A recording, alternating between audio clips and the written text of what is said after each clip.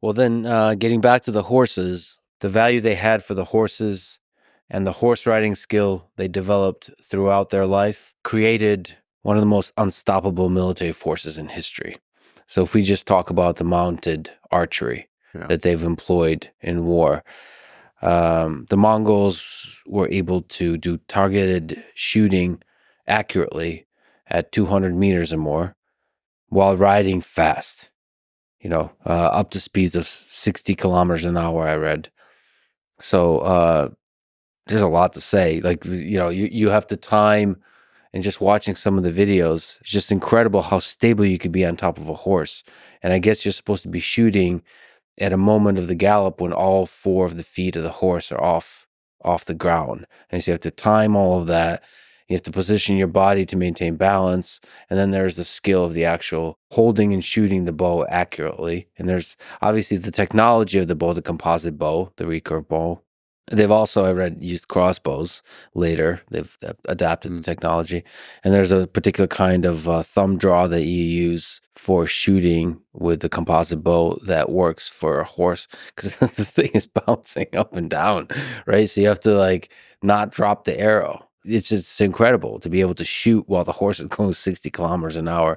Anyway, can you speak to this kind of exceptional excellence that the Genghis Khan and the Mongols had for riding horses and engaging in war off of the horse? The Mongol, the horse, and the bow were a perfect combination, and it was the most lethal weapon known to the world before the modern era. It was incredible, the synchronization and the timing of the movements, and also the years of skill. The fact that from absolute birth, the Mongols would be on a horse. And by 3 years old, they would probably be riding alone on the horse. Now, when I first went to Mongolia in the 1990s, at that time, all jockeys on horses for races had to be under 6 years old. That was the age limit. The cutoff was 6 years old at that time. And so you had some as 3 years old racing out there. It's absolutely incredible. And of course, at that age, they can't even have a saddle because it can't even be used. So all they're doing is staying on the horse. The horse has been trained to do what it has to do, and they just stay on it. But by staying on it, they learn the horse, they become one. And not just one horse with one rider, but one rider with several horses. They usually 5 is the number that you should have for you when you go off to battle. And this ability then to shoot. You have to defend your animals. There are wolves around, foxes, other things. And in some areas, there were even tigers and other animals that would come in. And you had to be able to shoot to defend it against other people who might be raiding you. So they became excellent archers. They had composite bows that were very powerful, much more powerful than those of most sedentary people. Now, I say all that because it's very important, but those are all sort of nomadic traits of the Great Steppe anyway.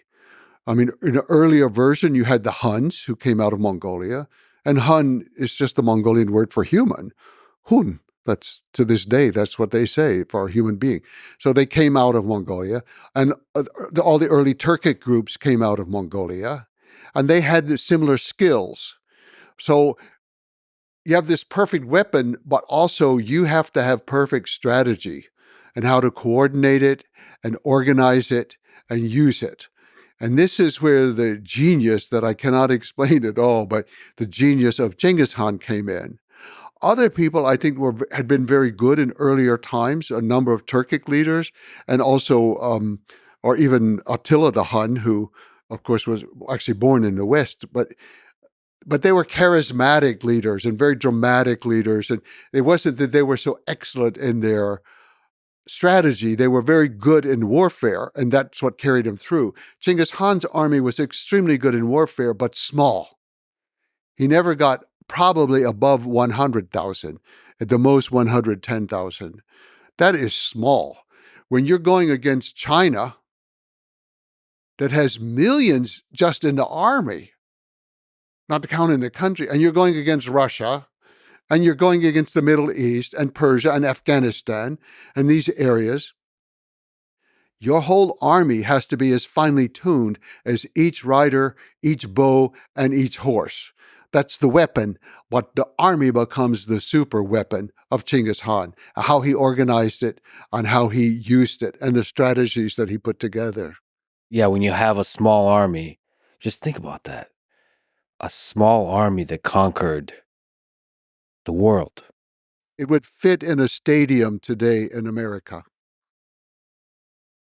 So there's extreme efficient coordination of units, mostly cavalry, right? All cavalry. Oh, it's all cavalry. He had no infantry, and he had no baggage train. He had no backup commissary.